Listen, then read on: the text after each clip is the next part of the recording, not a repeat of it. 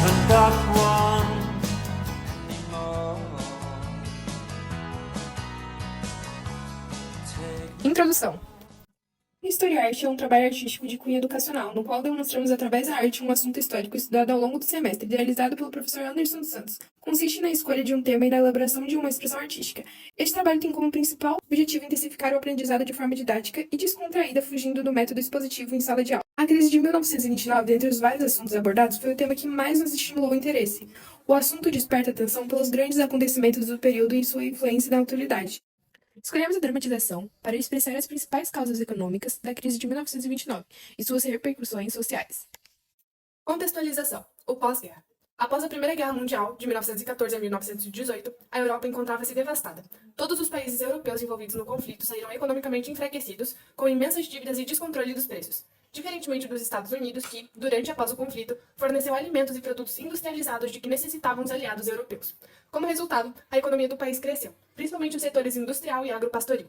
Tornava-se a maior potência capitalista do mundo devido ao seu crescimento econômico motivado pela superprodução e pelo consumo desenfreado, encontrando-se em um cenário de crédito e prosperidade. Esse boom econômico fez com que o país começasse a investir seu dinheiro no mercado financeiro, levando ao aumento da especulação monetária. Naquela época, o Partido Republicano estava no poder. Praticava o liberalismo econômico e os princípios de não interferência do Estado na economia. As ações na Bolsa de Valores não eram monitoradas pelo governo, permitindo que o mercado conduzisse sozinho as atividades financeiras. Aspectos sociais. Ao longo dos anos 20, houve a propagação do American Way of Life. Tratava-se de um estilo de vida caracterizado pelo consumismo, a padronização social e a crença nos valores democráticos liberais. Desde meados do século XIX, houve a imigração massiva de estrangeiros, principalmente europeus. Ampliava-se a xenofobia, baseado em um radicalismo racista, puritano e nacionalista. Eclode a crise. A economia do Zéua conheceu grande expansão nos anos 1920, mas os fundamentos dessa prosperidade eram frágeis. Os salários não acompanhavam o aumento da produtividade. A oferta de crédito barato incentivava o endividamento para o consumo e a perspectiva de ganhos fáceis e rápidos na bolsa estimulava a compra de ações. A formação de grandes trusts, holdings e cartéis impedia, na prática, a livre concorrência. No dia 24 de outubro de 1929, quando a Bolsa de Nova York abriu, cerca de 12 milhões de ações foram colocadas à venda. Mas, como não havia compradores suficientes, em apenas uma hora os preços despencaram. O episódio ficou conhecido como a quebra da Bolsa de Nova York. A crise atingiu a todos. Nas semanas seguintes, as ações continuaram em queda e os preços dos imóveis também despencaram, provocando a correria de multidões aos bancos para retirar seu dinheiro. Levou 9.000 pequenos bancos à falência. Os devedores não puderam pagar suas dívidas porque perderam tudo na bolsa. Os credores, por sua vez, ficaram sem receber os empréstimos que concederam. Iniciando então a Grande Depressão, uma profunda e longa recessão econômica do país. A superprodução levou à queda dos preços, afetando as mais diversas áreas econômicas. As empresas faliram, e o desemprego chegou a 25% da população economicamente ativa em 1932. O New Deal. Com o liberalismo em crise, a solução foi a intervenção do Estado diretamente na economia através do controle dos preços e da produção por meio de subsídios, da fiscalização das atividades bancárias, da revalorização dos salários e da construção de obras públicas para gerar emprego àqueles que estavam desempregados. As táticas mencionadas pertencem ao famoso New Deal, programa para a recuperação do país criado em 1933 pelo governo democrata de Franklin Delano Roosevelt, 32º presidente eleito dos Estados Unidos. I want to see people and I want to see life.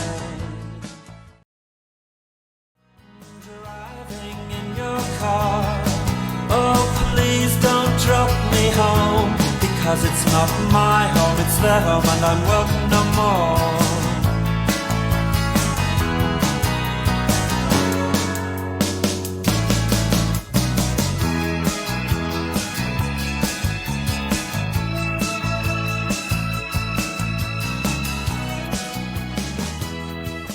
Principais causas econômicas da crise de 1929 e suas repercussões sociais. Euforia pós-guerra. Neste período, destaca-se a superprodução das empresas norte-americanas no início da década de 1920.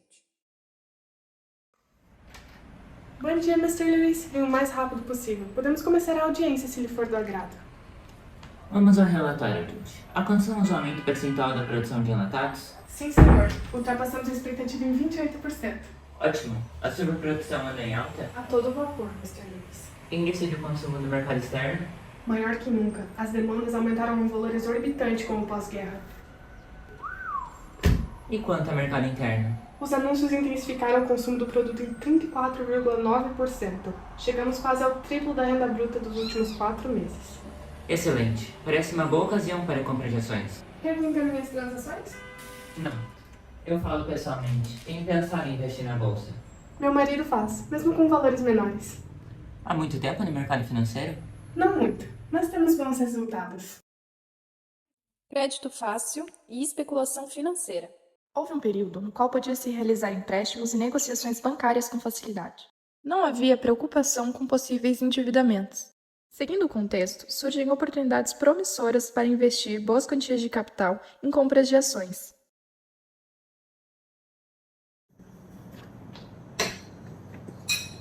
Precisamos ir às compras. De novo? Já não fomos há 2 dias?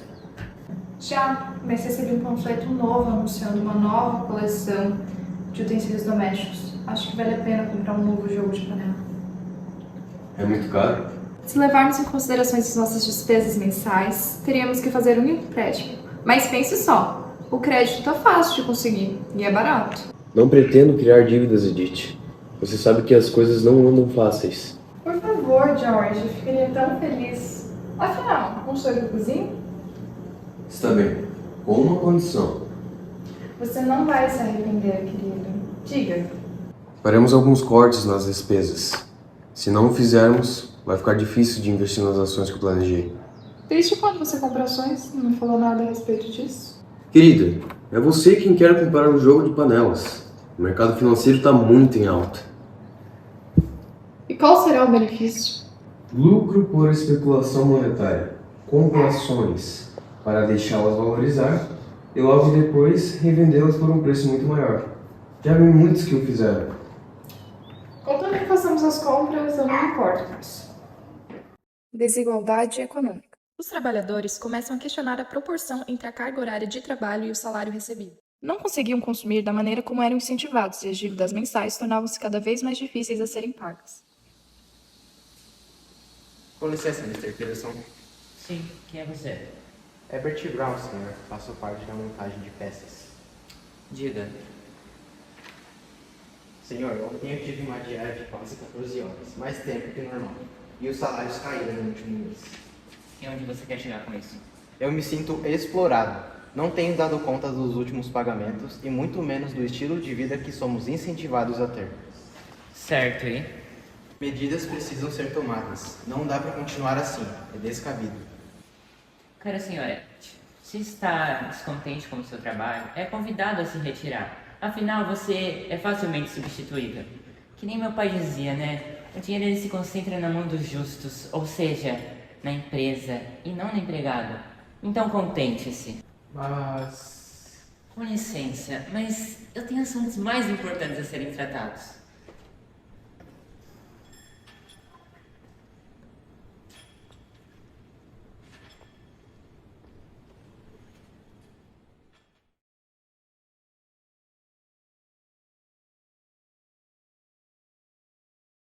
Superprodução e subconsumo. A superprodução excessiva dos bens fez com que o consumo caísse, considerando a baixa do poder aquisitivo das grandes massas. Apesar da queda dos preços, o mercado não conseguia absorver toda a fabricação. Marta, querida! Kate, minha amiga, como vai você? Vou bem, fazendo a reposição das hortaliças. Fico feliz por não ser a única. Pois é, como está vazio o mercado. E a disponibilidade dos produtos só parece aumentar. Grande quantidade para poucos consumidores, não? Ao menos saímos beneficiadas com a queda do preço. Não sei. Me preocupo com a produção excessiva dos bens. Parece ser mais que o mercado pode suportar. As ofertas estão realmente exorbitantes. Me impressiona que mais pessoas não estejam aproveitando os preços reduzidos. Fato, e quem sairá prejudicado é o comércio. Prevejo grandes demissões. Já soube de alguns casos. Nem me fale, espero que a situação não piore. Quebra da Bolsa. A queda da Bolsa de Nova York, em 24 de outubro de 1929, foi o estopim para a destruição da economia norte-americana e, posteriormente, causa de efeitos massivos nas economias mundiais. Ninguém saiu imune. Um grande homem de negócios agora estava no fundo do poço. Com licença, senhoras e senhores. Tenho orgulho em noticiar o ápice do liberalismo econômico. Só como liberdade, não acham? Perdemos tudo com a quebra da Bolsa! Não há o que fazer! Estamos perdidos!